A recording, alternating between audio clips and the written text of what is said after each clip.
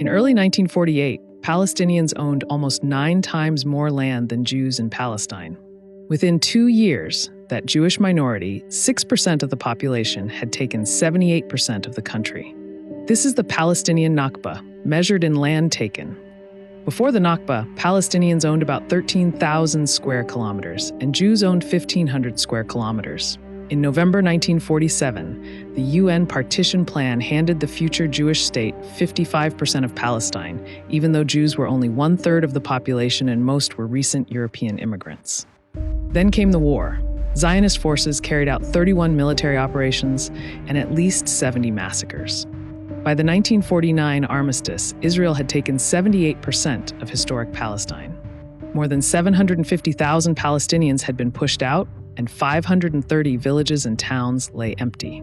This property, owned by Palestinians who were still alive, became property of a new state. In 1950, Israel passed the Absentees Property Law. It defined any Palestinian who left their home after November 1947 as an absentee. Even Palestinians who never left the country were called present absentees. Their property was transferred to the Jewish National Fund.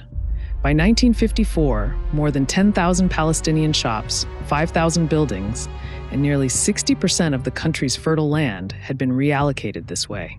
Around 70% of the state's territory may have a Palestinian claimant.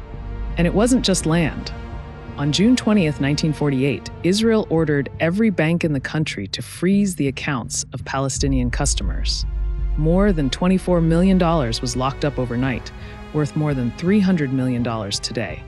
Palestinian researcher Salman Abu Sida found that about 80% of the land of those destroyed villages is still uninhabited today. It's open ground, forest, or farmland. Palestinian historians draw the same conclusion. The Nakba wasn't a war for living space. It was a war to engineer a state with a Jewish majority. And in 2026, the same playbook is being used. In February 2026, Israel's cabinet approved a land registration mechanism for the occupied West Bank. Any plot a Palestinian can't document on paper can now be claimed by the state. It is the same method that swallowed Palestinian property in 1948. A record 54 illegal Israeli settlements were approved in 2025.